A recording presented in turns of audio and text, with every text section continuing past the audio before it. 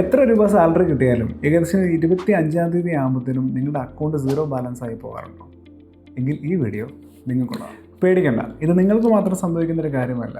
ഒരുപാട് പേർക്ക് ഇങ്ങനെ സംഭവിക്കാറുണ്ട്. നിങ്ങൾക്ക് 4,000 രൂപ സാലറി കിട്ടിയാലും 40,000 രൂപ സാലറി കിട്ടിയാലും ഇനി അത് 2 ലക്ഷം ആയാലും ഏകദേശം 25-ാം തീയതിയൊക്കെ ആകുമ്പോഴത്തേനും പലരുടെയും അക്കൗണ്ട് സീറോ ആണ്. പ്രോപ്പറായിട്ട് ബഡ്ജറ്റ് ചെയ്യാത്തത് കൊണ്ടാവാം നിങ്ങൾക്ക് ഇങ്ങനെ സംഭവിക്കുന്നത്. അല്ലെങ്കിൽ ചില സമയം ഒരു എമർജൻസി ഫണ്ടിൻ്റെ റിക്വയർമെൻറ്റും നിങ്ങളെ ഈ ഒരു അവസ്ഥയിലേക്ക് എത്തിക്കാം. മാസത്തിൻ്റെ അവസാനവും നിങ്ങളുടെ അക്കൗണ്ടിൽ കുറച്ച് ക്യാഷോ അല്ലെങ്കിൽ നിങ്ങൾക്ക് കുറച്ച് സേവിങ്സോ കാണാൻ നിങ്ങൾ ആഗ്രഹിക്കുന്നുണ്ടോ?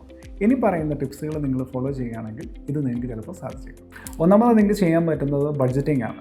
സാലറി വരുന്നതിന് മുന്നേ തന്നെ ബഡ്ജറ്റ് ചെയ്യുക, ഇത് എവിടെയൊക്കെ സ്പെൻഡ് ചെയ്യണം എന്നുള്ളത്. 2, ഓരോ എമൗണ്ടും ഓരോ പേയ്മെൻറ്റും നിങ്ങൾ ട്രാക്ക് ചെയ്യുക. നിങ്ങൾക്ക് ഫ്രീ ആയിട്ട് ആപ്സ് ഡൗൺലോഡ് ചെയ്യാൻ കിട്ടും. എക്സ്പെൻസ് ട്രാക്കിംഗ് ആപ്ലിക്കേഷൻസ് ഡൗൺലോഡ് ചെയ്യുക, ട്രാക്ക് ചെയ്യുക. നിങ്ങൾക്ക് എവിടെയാണ് നിങ്ങൾ അനാവശ്യമായിട്ട് സ്പെൻഡ് ചെയ്യുന്നതെന്ന് നിങ്ങൾക്ക് കണ്ടുപിടിക്കാനും അത് ഒഴിവാക്കാനും നിങ്ങളത് ഹെൽപ്പ് ചെയ്യും.